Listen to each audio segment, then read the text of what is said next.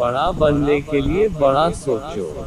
दोस्तों, एक गरीब घर में रमन नाम का एक बेरोजगार लड़का नौकरी की तलाश में किसी दूसरे शहर जाने के लिए रेलगाड़ी से सफर कर रहा था। दोस्तों, रमन के घर में कभी कभार ही सब्जी बनती थी, इसलिए उसने रास्ते में खाने के लिए सिर्फ रोटियां ही रखी थी। आधा रास्ता गुजर जाने के बाद उसे भूख लगने लगी और वह टिफिन में से रोटियां निकालकर खाने लगा। उसके खाने का तरीका कुछ अजीब था। वह रोटी का एक टुकड़ा लेता और उसे टिफिन के अंदर कुछ ऐसे डालता मानो रोटी के साथ कुछ और भी खा रहा हो, जबकि उसके पास तो सिर्फ रोटियां थी। उसकी इस हरकत को आसपास के और दूसरे यात्री देखकर हैरान हो रहे थे, और रमन हर बार रोटी का एक टुकड़ा लेता और झूठ-मूठ का टिफिन में डालता और खाता।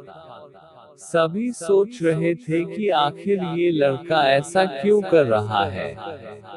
आखिरकार एक व्यक्ति से रहा नहीं गया और उसने उससे पूछ ही लिया कि भैया, तुम ऐसा क्यों कर रहे हो, तुम्हारे पास सब्जी तो है ही नहीं, फिर रोटी के टुकड़े को हर बार खाली टिफिन में डालकर ऐसे खा रहे हो जैसे उसमें सब्जी हो। तब उस युवक ने जवाब दिया, भैया, इस खाली ढक्कन में सब्जी नहीं है, लेकिन मैं अपने मन में यह सोचकर खा रहा हूँ कि इसमें बहुत सारा अचार है, मैं अचार के साथ रोटी खा रहा हूँ। फिर व्यक्ति ने पूछा, खाली ढक्कन में अचार सोचकर सूखी रोटी को खा रहे हो तो क्या तुम्हें अचार का स्वाद आ रहा है?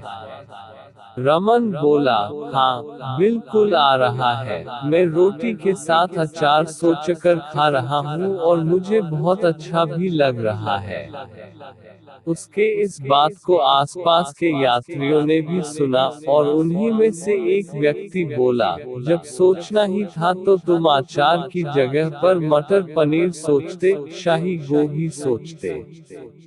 तुम्हें इनका स्वाद मिल जाता।